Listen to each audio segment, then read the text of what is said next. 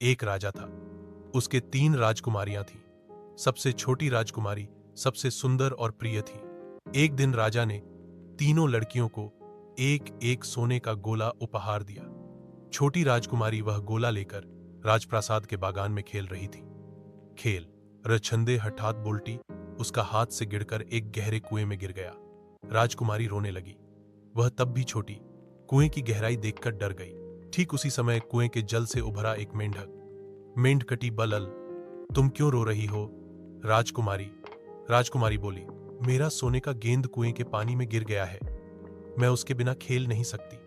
मेंढक बोला, मैं तुम्हारा गेंद लाकर दूंगा, पर एक शर्त पर। तुम्हें मुझे अपना मित्र इसे स्वीकार करना होगा। तुम मुझे अपने महल में रहने दोगे, मेरे साथ भोजन करने दोगे और मेरे बगल में सोने दोगे। राजकुमारी ने कहा, ठीक है, मैं सब करूंगी, तुम बस मेरी गेंद दो। जैसे ही राजकुमार गया, मेंढक पानी में डूब गया।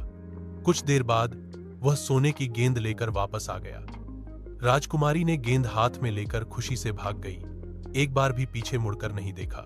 मेंढक हैरान होकर देखता रहा। अगले दिन दोपहर ले राजप्रासाद के दरवाजे पर टोका पड़ा। ठक ठक ठक। द्वार रक्षक राजा और राजकुमारी को जानला दरवाजे पर एक ब्यांग आकर खड़ा हो गया है।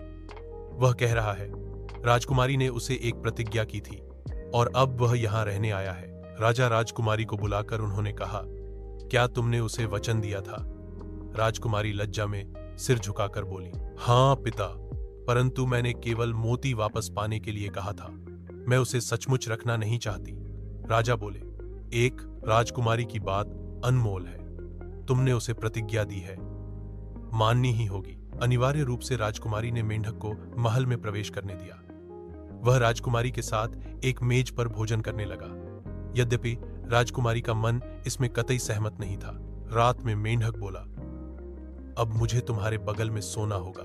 राजकुमारी बहुत चिढ़ गई। उसने मेंढक को एक कोने में फेंक दिया। मेंढक ने तब अचानक एक सुंदर युवक का रूप धारण कर लिया। आंखों मुंह में राजसी दीप्ति। राजकुमारी बित स्मये जिज्ञासा करल, तुमी के? राजकुमार बोलल, अमी एक राजपुत्र, एक जादूकारी आमे अभिशाप दिए ब्यांग बनिए दिए छिल से बोले छिल। एक राजकुमारेर भालोबाशा ओ प्रतिज्ञा आमार अभिशाप भांगबे, तोमार दयात आज मैं मुक्त हूं।